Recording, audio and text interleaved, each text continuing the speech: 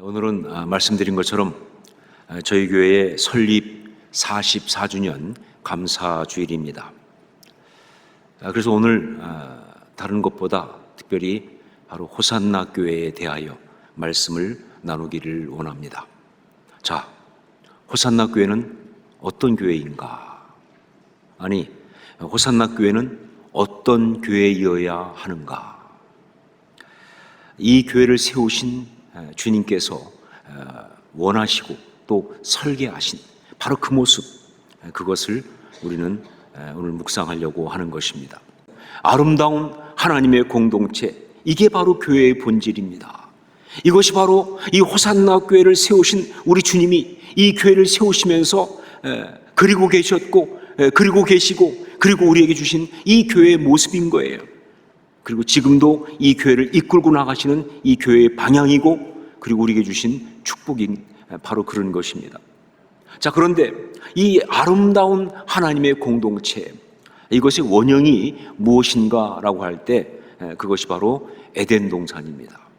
아름다운 하나님의 공동체의 원형은 바로 에덴 동산이다.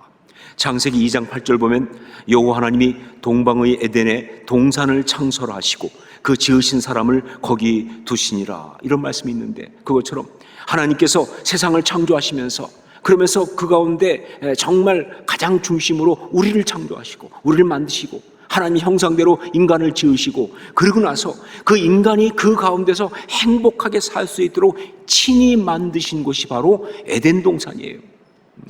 여러분, 이것이 바로 아름다운 하나님의 공동체의 원형이고요. 그래서 이것이 바로 교회의 뿌리가 된다 하는 것이죠. 이것을 성경에서 다시 한번 구체적으로 아름답게 그리고 있는 말씀이 나오는데, 그것이 바로 오늘 본문인 이사야 11장 6절로 9절 말씀이에요. 이 이사야 11장 6절로 9절 말씀은요, 일명 Paradise Regained라고 하는 복락원이라고 하는 그런 제목이 붙어 있습니다. Paradise Regained, 복락원. 이 말은 원래 그 밀턴이라는 사람의 신락원, Paradise Lost죠. 이 신락원이라는 것 다음에 나온 그런 그 작품이에요. 어떤 얘기냐? 낙원, 즉 에덴 동산이 회복된 그런 그림, 그런 것을 노래한 그런 서사시 같은 이야기입니다. 자, 그런데 바로 그런 이사야 11장 6절 9절 말씀은요, 어떻게 시작하느냐? 그때에라고 시작합니다. 그때가 언제냐? 바로 메시아가 통치하실 때, 그때에 일어날 일을 바라보면서 그린 그림이에요. 근데 여러분, 그 메시아가 누구세요? 예수 그리스도 아니십니까? 그러니까 예수 그리스도께서 통치하시면서 그러면서 회복하신 그 낙원의 모습, 그러니까 이건 교회 이야기죠. 이건 100% 교회 이야기죠. 그래서 이것은 아름다운 하나님의 공동체의 모습이면서 동시에 교회의 이야기가 되는 것이다. 그렇습니다. 교회는요, 여전히 아름다운 하나님의 공동체입니다. 아무리 세상이 타락하고 그래서 인간에 대해서 우리가 실망하고 지금 우리의 현실이 힘들고 어려워도 그 가운데서 여전히 우리가 바라보고 꿈꾸고 추구해야 할 정말 우리의 낙원 에덴 동산, 그게 바로 교회라는 것이죠. 이 영성은요, 밀턴의 이 복락원의 스토리를 보면 정말 감동적으로 우리가 또 알 수가 있어요. 이 밀턴은요, 어떤 상태에서 복락원을 썼는가 볼 때, 이 밀턴이라는 사람은 좀 일찍 그 아내가 자기를 버리고 떠났어요. 왜 그랬는지 모르지만 하여간 버리고 떠났어요. 그래서 그것 때문에 이 사람이 굉장히 충격을 받아서 책에 빠져듭니다. 책에 빠져들면서 그때 너무 무리해서 시력을 자꾸 잃기 시작해요. 자, 그러면서 나중에 이 사람이 또 올리버 크로멜이라고 하는 청교도 혁명을 일으켰던 그 일에 정말 열과 성의를 다해 참여해가지고 그 올리버 크로멜의 그 청교도 정부에서 같이 역할도 많이 해요.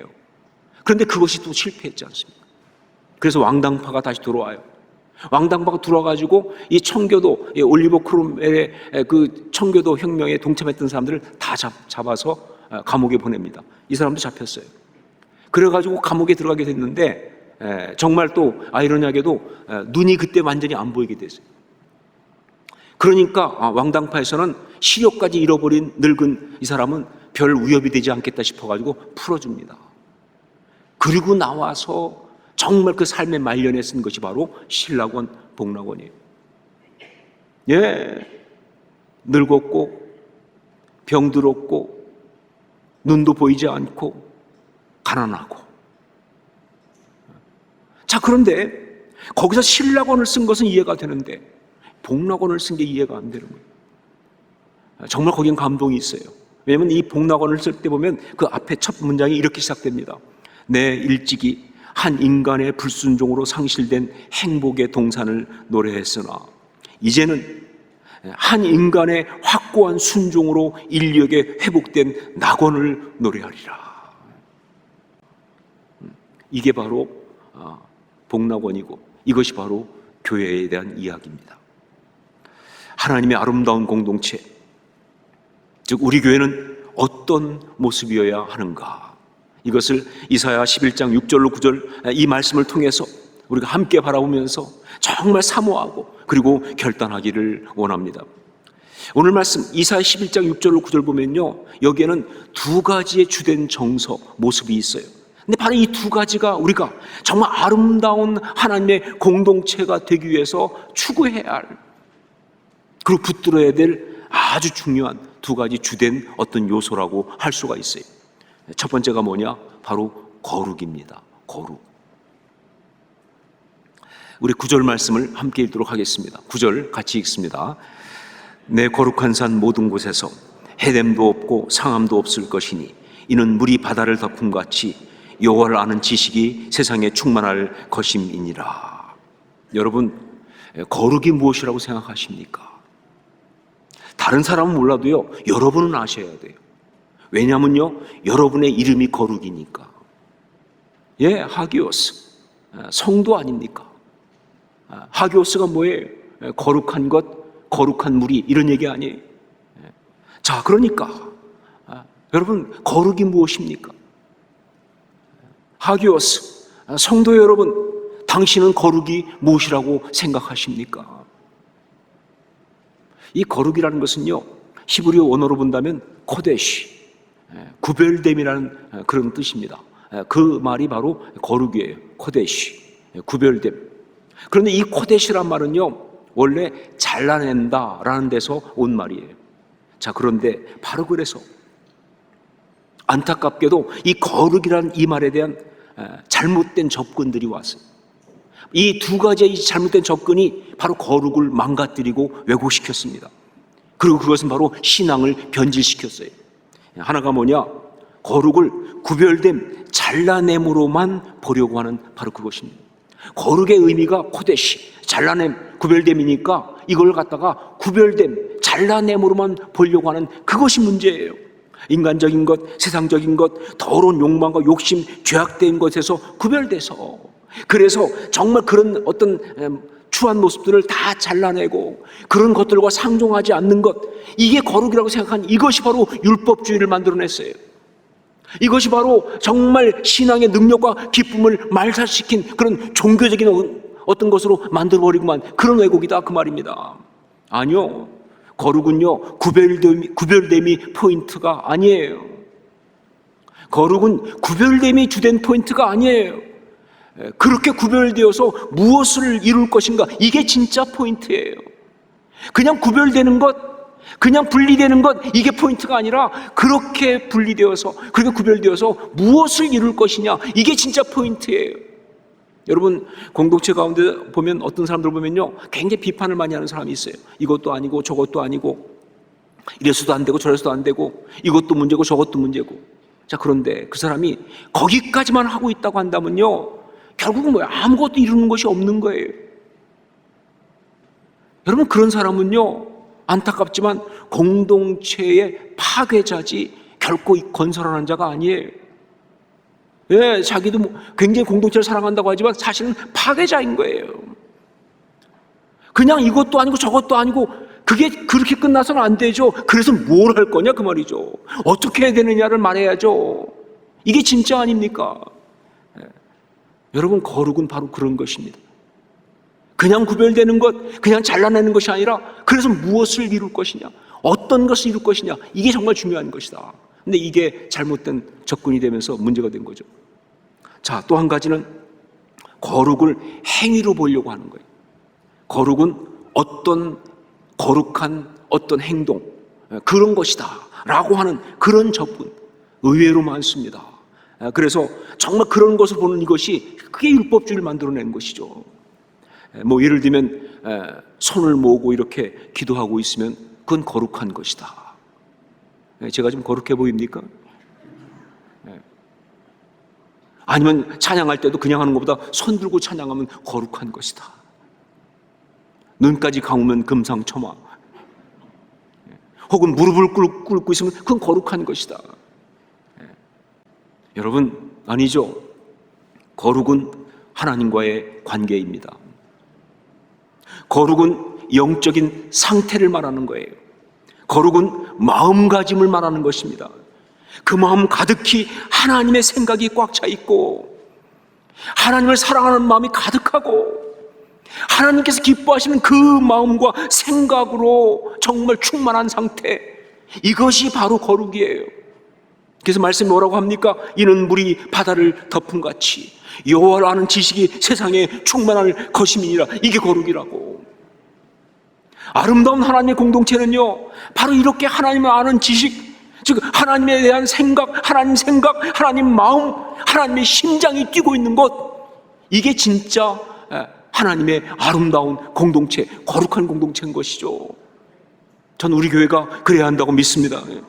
예, 우리 교회가 정말 이 교회에 들어서는 순간 모든 사람이 하나님 생각을 해야 돼요. 하나님의 그 임재를 느끼고 하나님의 마음을 품어야 된다, 그 말입니다. 그래야 진짜 교회예요. 그래야 진짜 아름다운 교회예요. 그래야 정말 거룩한 교회예요. 그런데 자꾸 여기 와서 사람 냄새가 나면, 자꾸 사람들이 보이기 시작하면, 사람의 이야기가 더 크게 들리기 시작하면 그건 하나님의 공동체가 아니라는 것이죠. 여러분, 거룩은 바로 그런 것이 거룩입니다. 자, 그리고 두 번째로 또 한 가지, 이 말씀 속에 있는 주된 정서, 그것이 뭐냐면 화목함이에요. 화목함. 조화로움이라는 말, 즉 영어로 말하면 harmony라는 말로 표현할 수 있는 화목함이에요. 조화로움, harmony. 여기 이사야가 환상을 보는 것처럼 그야말로 판타지로 그리고 있는 이야기가 나오고 있죠. 이것을 함께 보도록 하겠습니다. 6절부터 8절까지 말씀입니다. 같이 읽습니다. 그때에 이리가 어린 양과 함께 살며 표범이 어린 염소와 함께 누우며 송아지와 어린 사자와 살찐 짐승이 함께 있어 어린아이에게 끌리며 암소와 곰이 함께 먹으며 그것들의 새끼가 함께 엎드리며 사자가 소처럼 풀을 먹을 것이며 젖 먹는 아이가 독사의 구멍에서 장난하며 젖된 어린아이가 독사의 굴에 손을 넣을 것이라. 여러분, 이게 뭘 말하고 있는 겁니까? 이런 판타지를 통해서 뭘 그리고 있나요? 예, 이것은요, 그 다음 9절에 요약한 것처럼 내 거룩한 산 모든 곳에서 해됨도 없고 상함도 없을 것인즉, 즉 화목한 것, 조화로운 것을 이야기하는 거예요.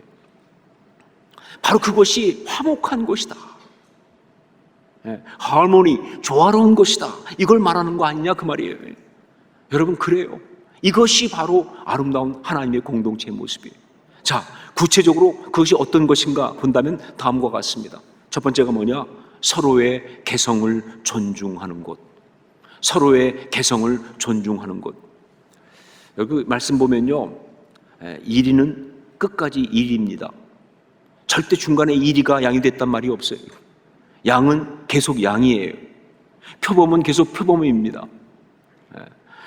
염소는 계속 염소예요. 사자는 계속 사자고 소는 계속 소입니다. 모든 것들이 각자의 창조된 모습을 그대로 가지고 있다는 것이죠. 하나님이 주신 개성을 그대로 가지고 있는 거예요. 자, 그런데 문제는 뭐냐? 이것이 충돌하지 않아요. 이게 서로 충돌하지 않고 서로 존중되면서 함께 살아가고 있는 바로 이 이야기. 이게 바로 화목함이에요. 이것이 바로 조화로움이에요.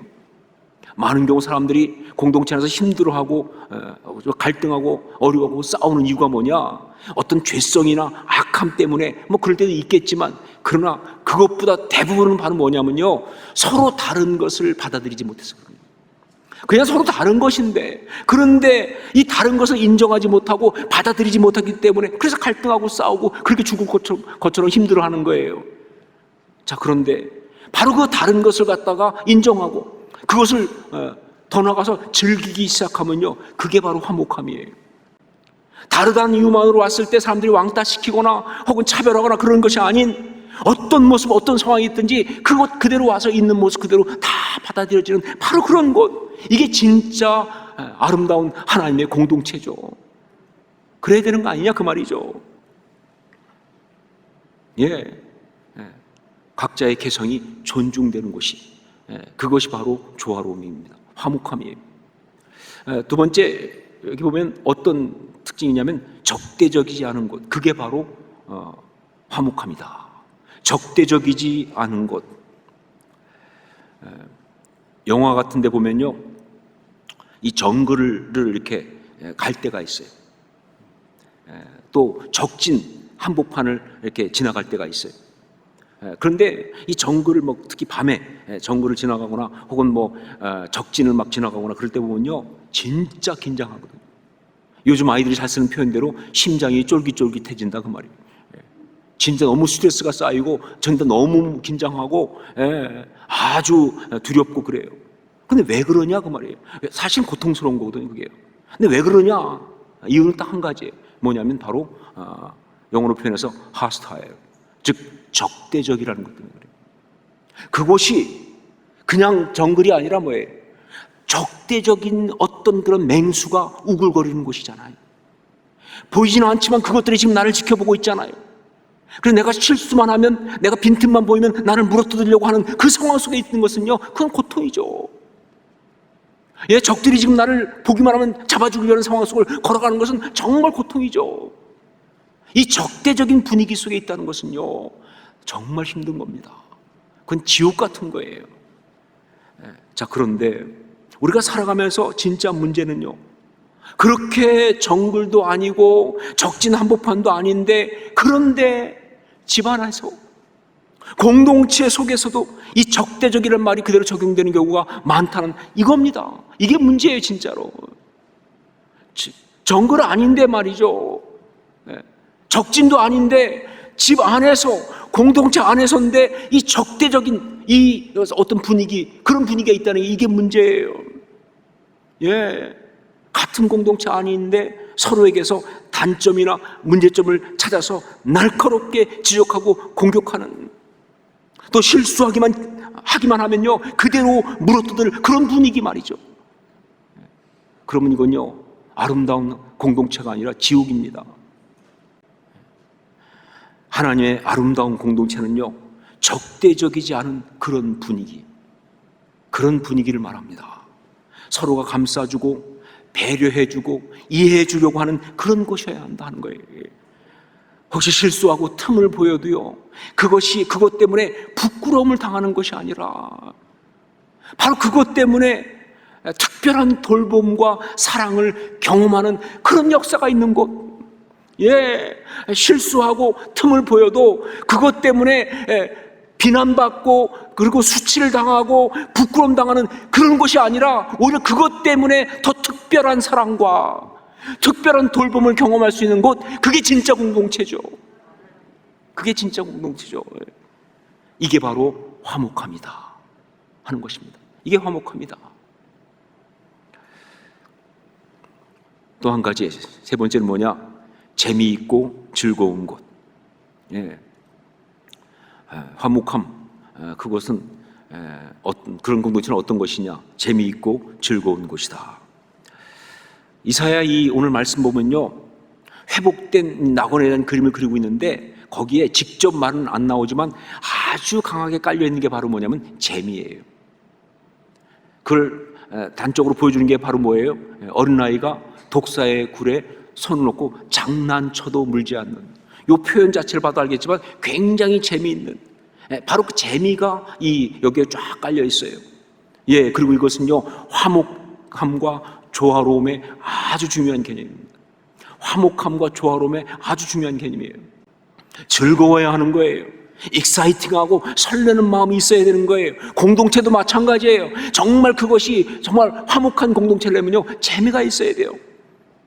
여러분, 진정으로 아름다운 하나님의 공동체인 가정은요, 예, 재미가 있어야 돼요. 가족들이 정말 집에 들어가는 걸 좋아해야 돼요. 가족들이 집에 들어가는 걸 좋아하는 이유가 뭐겠습니까? 예, 그건 애들이 집에 안 들어가려고 하는 이유에 반대 아니겠어요? 그렇죠? 애들이 왜 자꾸 집에 안 들어갑니까? 재미없으니까 안 들어가죠. 재미없으니까. 왜 남편들이 자꾸 밖으로 도느냐? 재미없으니까. 왜 아내들이 자꾸 봄바람이 나느냐? 그 인간이 재미가 없으니까 그렇죠. 네. 여러분, 진짜 재미는 너무 중요한 거예요. 정말 그 가정이 재미가 있어야 그게 하나님의 아름다운 공동체예요.